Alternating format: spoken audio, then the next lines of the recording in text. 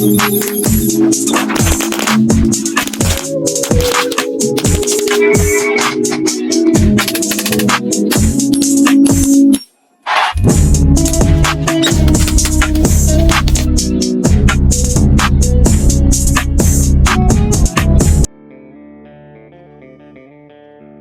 doing, everybody? Red Dawn Ready. You know who it is. Dropping another video on you. Wanted to talk about a couple things. I saw this video of this gentleman talking about the likelihood of civil war and which side would win, and logistics of civil war. His points were, he had 5 points: police and military, food sustainability, weapons and ammo, money and barter, communications, and then he had his conclusion there at the end. I'll probably link his video down in the description of this video. I think that a lot of people were pretty angry about the way that he reviewed things,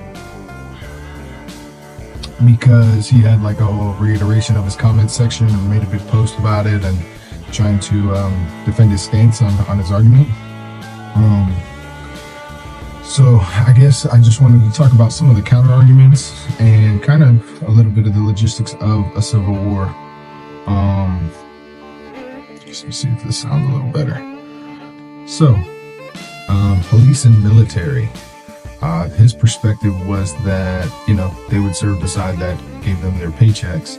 And I tend to disagree with that a little bit. I think our police and our military would be split, maybe not down the middle, but I think there would be some defections towards the other side. Food sustainability, he thinks that the supply chains wouldn't be strong enough for the civilian side to take on the federal government.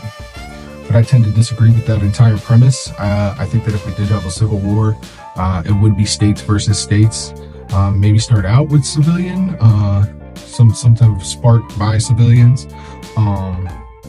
But I do think that overall states would choose sides, and not every state and the federal government all in its entirety would just be against the civilian population. I don't think that the civilians themselves alone could get the job done. Now, there might be a chance. You know, obviously there's always a chance for things. But there would need to be some type of leveling up of the civilians in equal ability to kind of match the force of whoever they were going against. I do think the biggest thing that comes down to civil war and which side wins is who is in the presidency. So depending on if it was like Biden or Trump, which side the federal government would support in that situation, or if the federal government itself would initiate such an event, you know, whether it's taking away the guns on Biden's side, which seems to be one of their main objectives, labeling patriots as terrorists, basically anyone that is a nationalist or America first as something of against America, which is just kind of an oxymoron. And Trump's side could be initiated by Trump getting in, taking down FBI, CIA, some of those things that are in place that haven't been serving the American people, deporting illegal immigrants, and each side, you know, would have their different factors in which the situation would dictate and the response it would dictate. So I'm going to show you a quick video here from this lady. She's a specialist on civil wars and just something that she talks about. So check out this little clip. I'm going to talk about a threat that most people don't want to think about. It's too frightening, and it doesn't seem real. That threat is civil war. In 2017, I was asked to serve on a task force run by the CIA called the Political Instability Task Force. The task force was comprised of two types of people: experts on civil war like myself and data analysts. The experts came up with 38 different factors that they thought could potentially lead a country towards civil war, and some of those factors seemed obvious. It turns out that only two factors factors were highly predictive, and they weren't the ones the experts expected. The first was whether a country was an anocracy. Anocracy is just a fancy term for partial democracy. It's a government that's neither fully democratic nor fully autocratic. It's something in between. So think about Hungary today. Hungary holds elections. Hungarians eagerly go out and vote. It's just that whoever wins those elections can basically do whatever they want. The second factor was whether citizens in these anocracies had formed political parties around identity rather than ideology. So rather than joining a party because you were liberal or conservative, capitalist or communist, you joined a party because you were black or white, Christian or Muslim, Serb or Croat. If a country had these two features, the task force considered it at high risk of political violence and put it on a watch list. The U.S.'s democracy has been downgraded 3 times since 2016. Between December of 2020 and early 2021, the United States was officially classified as an anocracy. We also know who tends to start civil wars, and again, it's not the people most of us think. It is not the poorest people in society. It is not the people who are most oppressed by their government. The people who tend to start civil wars, especially ethnically based civil wars, are the groups that had once been politically dominant but are in decline. The United States is in the midst of a major transition from a country whose population is majority white to a country whose population will be majority non-white. The first thing we have to do is address the 2 big risk factors of civil war: anocracy and identity politics. I've interviewed a lot of people who have lived through a civil war, and they all say the same thing. I didn't see it coming. But there's no reason why we, the democracy-loving people of this world, can't create our own playbook to prevent civil war. We have to be brave enough to fight for real democracy, strong democracy, because only by fighting for democracy can we ensure that we will truly get peace. All right, so that was quite interesting. I do believe that lady is more of a liberal, and I know that she's kind of dealt with the government on planning such things as wargaming, civil war events and stuff like that. So pretty interesting. You might want to check out the full video. It's a TED Talk and her name was on there, so you should be able to look it up. But one of the things that really caught my mind is the fact that she mentioned an anocracy versus a democracy. And an anocracy is basically a fake democracy. They kind of say that it's a hybrid, which means basically the people vote on which dictator they want to rule, and then the dictator gets to determine all the things that happen in the country. It does seem like we're trying to go towards that way, but I do think in the modern world, with the high level of intelligence operations that have been run over the last few hundred years, is been fixated on blurring the lines between good and bad, and democracy and republics and communism, and kind of mashing them all together in different ways so that the people are just so confused. As long as they are somewhat sedated and they don't uprise, then I don't want to call them elites, but the people in charge can kind of do what they want to do as long as that facade is in place. So one of the things is she keeps talking about us having a democracy. We are a constitutional republic with limited democratic voting processes. So we can vote on, the people that are in office, but those people in office are limited by our Constitution. The rights are granted to the people, and they're not privileges. So, the thing that I saw was there's something called an autocracy, which is basically a dictatorship. You can look it up, and there's kind of like comparisons between a autocracy and a dictatorship, but all in all, they're pretty similar. The Anocracy, which is basically a blend of democracy and dictatorship, which doesn't seem like it's that logical. It's all these blendings of things, and obviously this comes from some weird philosophical people, non-religious philosophical people who, decide to build societies out and try to take them over by changing their governments into these different types of things, is my opinion of the whole thing. Then you have democracy. And the reason we're not a democracy is because if it was just democracy and voting, that means 51%, the majority, would basically rule over the other 49%. And that's something the founding fathers were against in this country, and that's why we are a constitutional republic. And what constitutional republic basically stands for is FU, right? FU, the people have their rights and there's nothing the government can do about it. Now, we all know how that's been working out, probably for the last 60, 70 years, where they've been chipping away, and to the point we are at now. So I think everyone kind of knows where we're at now. So yeah, let's see. So in that guy's video, which I'll probably link that one below as well, where I got his video and he did a whole review of it all himself. But basically, I think the police and the military would end up becoming divided. I don't think all of them would support one side, whether they're being paid or not, because this would lead to pretty much a collapse of most of society, where even if you're being paid during any form of, just COVID-19, which had a, 99.7 survival rate, look what it did shutting down our country. So any kind of form of civil war would probably really shut down a big part of our communities and our country for a little bit. That being said, that I think that people would kind of choose sides. Food sustainability, I think people greatly underestimate how much people have been prepping since 2020 and the C-19. I think that a lot of people have woken up to the fact that they need to have a certain supply on hand in case anything did happen. That supply could be distributed out to freedom fighters or insurgents or however else you would describe them, no matter what side they're on.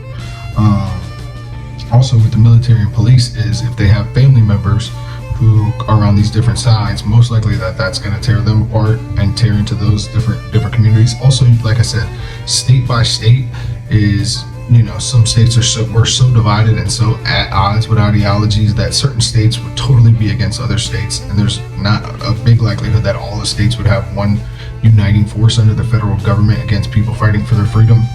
And with that being said, is they have family members and everything on both sides, so that would tear a lot of communities apart. I don't think you'd really want to be the one behind enemy lines, someone who's a Republican in a Democratic state or a Democrat in a Republican state during that time. I don't think it'd be very favorable for either one being behind enemy lines, quote unquote. Weapons and ammo, I think the American people are probably the greatest armed force in the history of the world. Some people think that the ammo, basically what he said in his video, is the ammo supply would be a hard thing to manage. I also think that he greatly underestimates how many people are armed and how much ammo is actually out there. If you just think about gun stores in general and how much they have on hand and what side they would most likely be supporting, all of those around the state, plus whatever factories that are still functioning and what states they're in.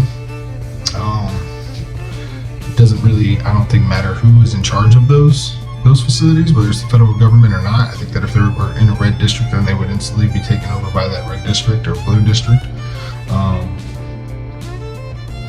And he talks about money and bartering. So money would probably not have its value at the time of this event, and how would goods and services be traded, and how would you purchase resupplies and all that. But as I said, I think that would be a state-based thing. So I think within the first month of an event that the state would either be supporting or not supporting one side or the other. And I think that resupply would have to come from National Guard or the state's funding and supply that they have. Last one was communications. I think that it can be done going back to just old world communications, in person, hearsay. This person says these people are over here, these people say they're over there, people meeting up. Radios would probably still be working,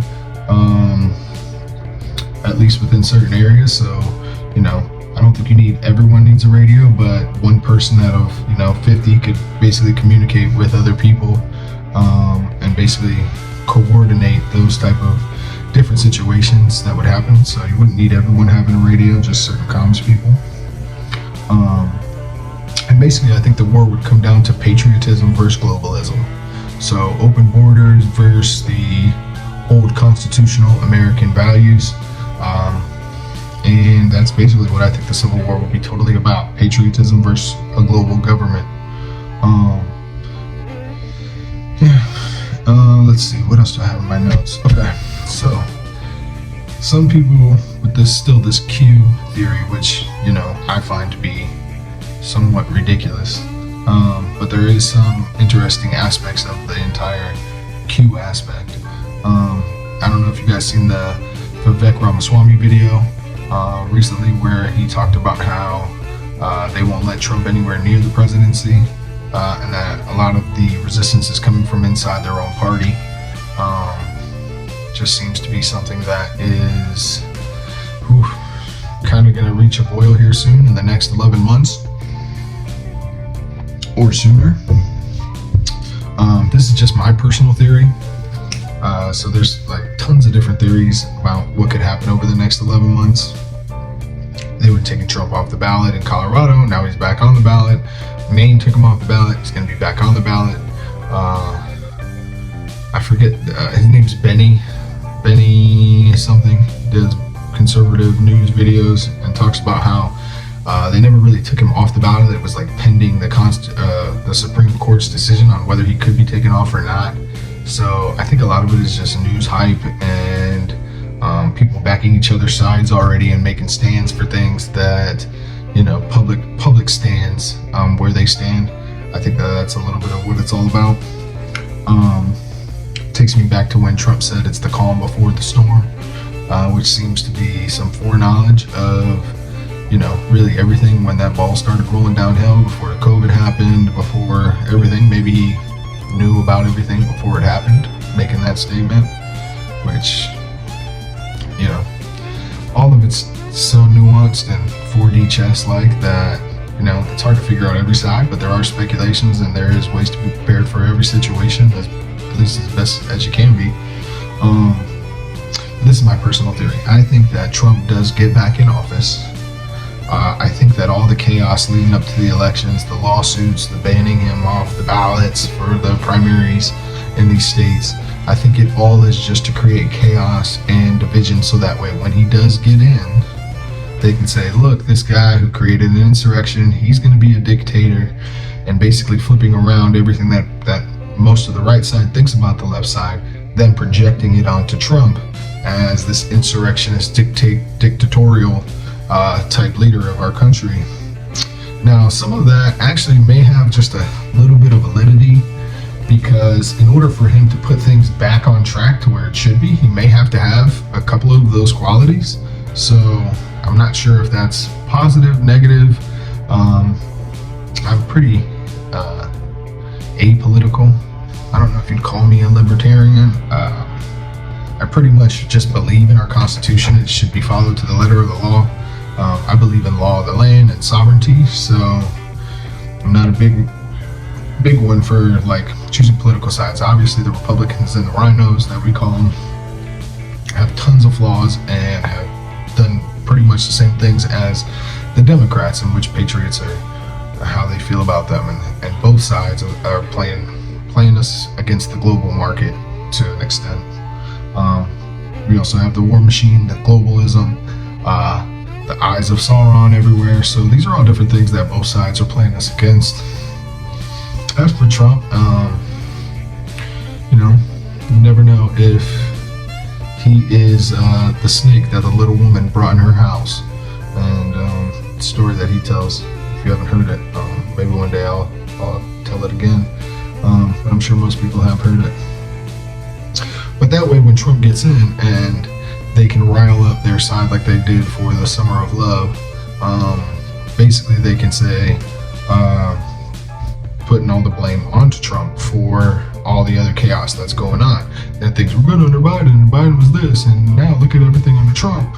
And then Trump can basically say, look, it's the Democrats, and they can just continue to play this ping pong game of blame while they move the can down the road. All of us stay pacified, all of us stay in a perpetual state of stress, to the point where no one really takes action because no one knows actually what's going on. They're just involved and sitting back and watching the chaos that they create, which is really technically all a show. So yeah, I do believe Trump gets in. I do believe things happen after that. I do believe he could be the last president. I don't understand all the dynamics of the circumstances and how that would take place yet, but that's my belief. I have some close friends that think otherwise, that they won't let him anywhere near the presidency, that they'll stop the election with the cyber attacks, whatever they have to do to stop the election to not let him get back in. But I think that they've proven that even if Trump does get in, that they can either keep him distracted with global conflicts and different events happening here in America, keep him distracted enough, fuel the news cycle, put plenty of blame on him. And with all the rhinos in place and the way our government is structured right now, I don't think that he can get much done. I do always constantly think about when he told Hillary Clinton that if he was president, he'd put her in jail. And the fact that that never happened, and he let them for the next, 3-4 years, part of his term, basically attack him with the Russia collusion stuff and him never really hitting back.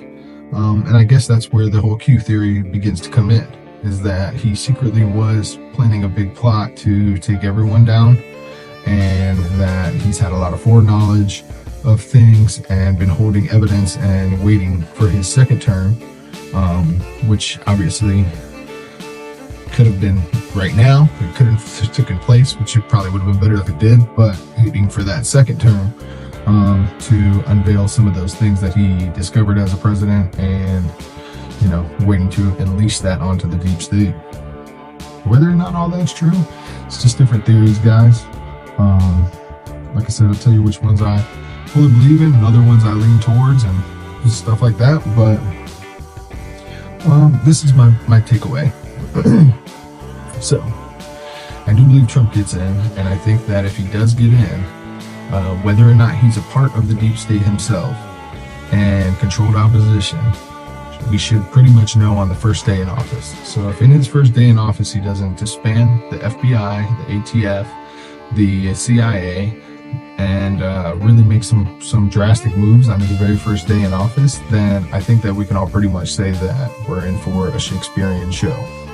And I don't know if people will be lulled to sleep, because I know that honestly when Trump first got in, and I thought, man, this guy's definitely going to have 8 years and everything's really good now, I kind of slowed down on my prepping. I thought, man, these first few years of him have just been fantastic. I bought a house during that time, and I did do a lot of prepping in ways, but I slowed down. I wasn't at that point where you're like, I think you all know what I'm talking about, where things feel good.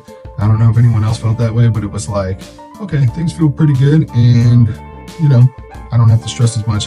We were having kids, we were buying a house, so we were doing a lot of things as well. But sometimes I think I could have been prepping harder at that time, anticipating.